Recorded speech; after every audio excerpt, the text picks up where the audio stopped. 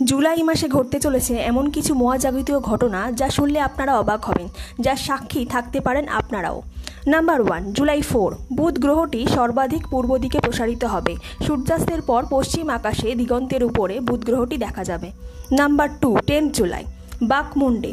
এই পূর্ণিমাকে আদি আমেরিকান উপজাতিরা বাকমুন বলতো, কারণ এই সময় পুরুষ বাঘ হরিণদের নতুন শিং গজাতে শুরু করত। এই চাঁদকে থান্ডার মুন এবং হে মুনও বলা হয়। নাম্বার 3, 24 জুলাই, অমাবস্যা।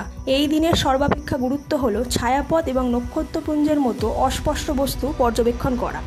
নাম্বার 4, 28 জুলাই, ডেল্টা অ্যাকোয়ারিপস উল্কাবৃষ্টি। ডেল্টা অ্যাকোয়ারিপস হলো একটি গড় বৃষ্টিপাত যা সর্বোচ্চ সময়ে প্রতি ঘন্টায় 20টি উল্কাপাত তৈরি করতে পারে।